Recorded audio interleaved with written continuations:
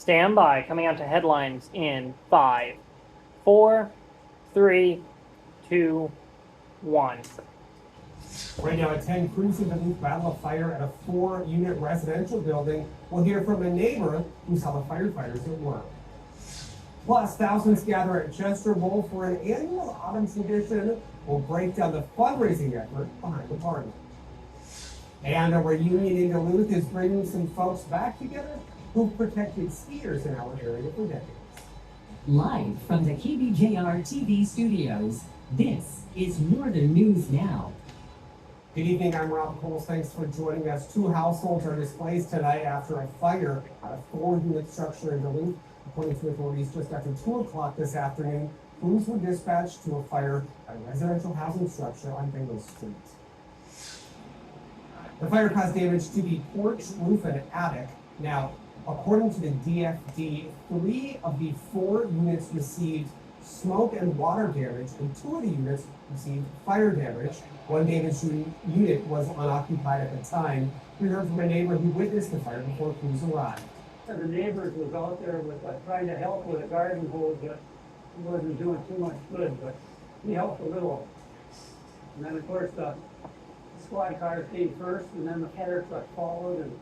And the fire caused an estimated $300,000 to $400,000 worth of damages. Duluth Fire Marshal is investigating. All the residents from the homes were evacuated and no injuries were reported. And turning to weather, let's check in with meteorologist Dave Anderson. Dave, the rain this morning was, all of a sudden I was like drinking my coffee and I just turned around and I was like, well, I don't live in a building where I hear rain and I can hear the rain today. It was only a 20 to 30% chance. It was primarily for the morning, and it did pay off for a lot of towns. Rain totals weren't great. We'll look at those in just a couple of seconds here. You know, after the rain passed this morning, I got to drive to Grand Rapids for Coast Guard Auxiliary training, and the weather was just wonderful from Warma to Wawina. Those are 2 great W towns in that neck of the woods. And frankly, from Grand Rapids down to Duluth, it was fine as well. Higher pressure is settling in. That's going to dry us up for perhaps too long because we need some rain. We're not going to get it this week. The rain we got this morning may be it for 7 days. And in Little Fork, they didn't get anything. Only 400ths or so here for Big Falls and Bears, Keewatin, Castle Danger. Rob, the rain that got him all excited, that was about 1600ths. Kenosha Township by Pike Lake, 1400ths. Into Wisconsin and Michigan we go, where we're going to find that the rain totals there weren't overly impressive either. Just a trace from Ironwood through Hurley towards Ashland. 800ths 30-30. Iron River. And now with high pressure taking over, it is really going to dry up for an extended spell. This morning's rain is already over towards Green Bay and heading down towards Milwaukee to Lake Michigan and into the Detroit area. While higher pressure from Canada settles into our neck of the woods to make things high and dry for the week ahead. A sunny sky and initially on the chilly side. Temperatures tomorrow high-wise will top out around 65 degrees. That is dead on normal for this time of year. But if a high comes from Canada, Rob, it starts out cool. The back half of its life starts to make things warm. Another warm spell will be with us, and I'll point out when in just a bit. All right, thanks, Dave.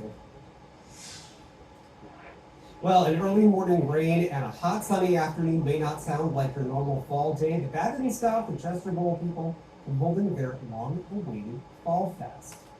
The event features about 140 vendors that provide everything from art, flowers, food, clothes, and more. In the one-day celebration, organizers estimate almost 11,000 people made their way to the park.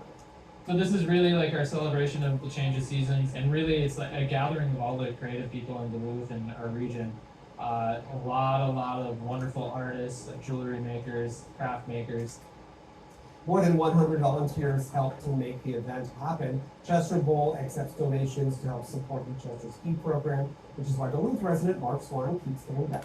I think it's really important to support Chester with how small it is. It's truly community run by the community, all volunteers. So I think it's really important to get out here, really showcase what Chester's all about. Fest also gives organizers a chance to remind everyone winter registration is now open. For more information or to donate to Chester Bowl, you can head to northernnewsnow.com.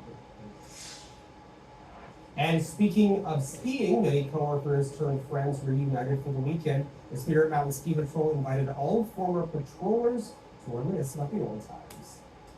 Friday, more than 60 alumni returned to the mountain they protected. Today, they relaxed on Park Point Beach with patrollers who served up to 40 years in attendance. Eric, Tom, Bob, and Steve all worked together beginning in the mid-70s, and despite some differences, they had one thing in common. When we got out there, we all loved to ski. And that diversity of our backgrounds actually helped us come together on skiing and taking care of it. The work they did wasn't unnoticed. Some members have been awarded for the work they did, and through all that, friendships and even some relationships were born. What you see here is friendships that have existed for 30 years. Yeah,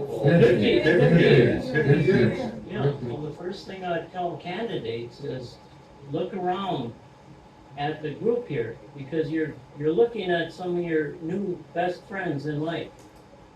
And some conversations brought up how new equipment has changed much of what they do, but still the mountain wouldn't be open without patrol. The reunion weekend finishes off tomorrow at Parkland Heights. And still to come, a Hibbing Landmark celebrates a milestone this weekend. Stop by the festivities. Eric Kaiser there would move on from the ski patrol to be my kid's elementary school principal. Well, our temperatures are going to move on from warmer than normal, 77 today, back to normal tomorrow, 65. We will eye up how long it will stay that way before another warm-up wafts our way. This is all coming up right after our break.